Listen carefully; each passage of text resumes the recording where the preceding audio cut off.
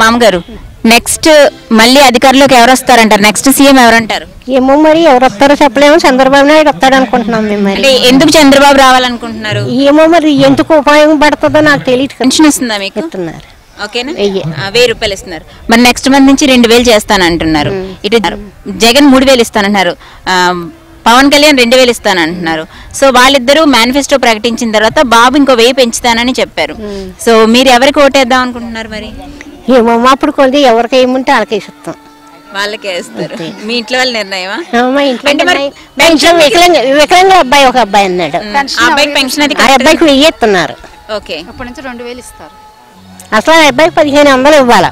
నడవలేడు, కాళ్ళు మాటలు రావు, ఏమి రావు.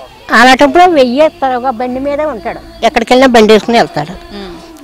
అయితే మీకు ఎవరు న్యాయం చేస్తే వాళ్ళకే ఓటేస్తానంటున్నారు.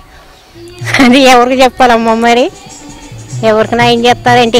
ఎవరు చేస్తారు? ఎవరు ఓటు వేయించుకునేదాకా మేము చేస్తాం అంటారు. కరెక్ట్గా ఓటేసాక ఎవరు చేస్తారో ఎవరు మానతారో తెలియదు.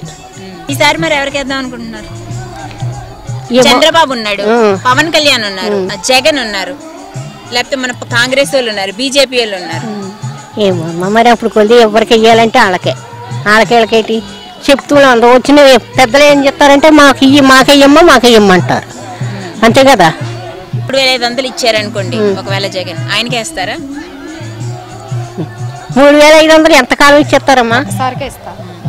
చెప్పండి మరి. అది కూడా కొంచెం ఆలోచించుకోవాలి కదా. ఏంటంటే గెలిచిదాకా ఇస్తానంటాడు.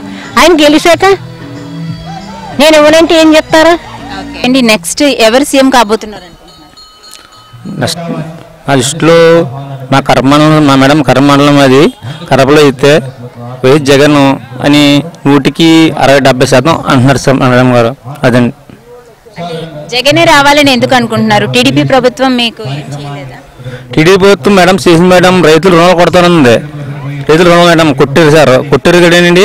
మాకు రైతు రుణాలు ఏంటండి, వ్యవసాయానికి రుణాలు ఇచ్చారు మేడం. వ్యవసాయానికి రుణాలు ఇచ్చారు. ఇప్పుడు రుణాలు లేవండి, మాఫీ లేదండి. మేము కట్టుకుంటున్నాం, తీసుకుంటున్నామండి. చేరలేదండి. అది రైతులు సొంత భూమున రైతులకి చేశారు మేడం. అది ఏమండి, మా కౌలు రైతులకి ఏమీ అత్తించలేదండి.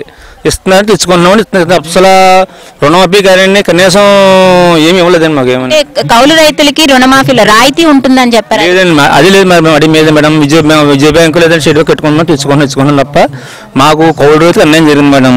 అదే కాబట్టి మీరు ఈసారి జగన్కి అవకాశం ఇద్దాం అనుకున్నాం.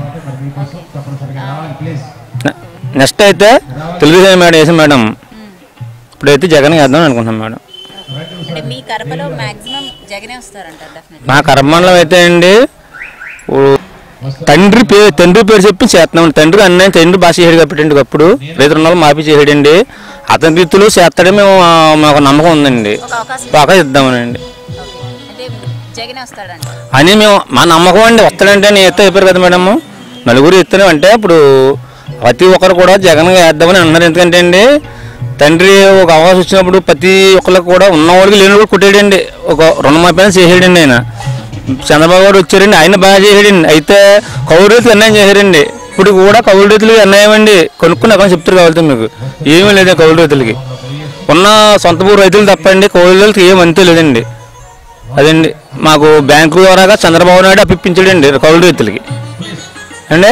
దానికి మాకు రుణమాఫీ కానీ కనీసం రాయితీ కూడా ఏమీ లేదండి మాకు కౌలు రైతులకి. ఆయన జరిగిందండి మాకు. If you like the video, please like us and subscribe Tollywood Nagar.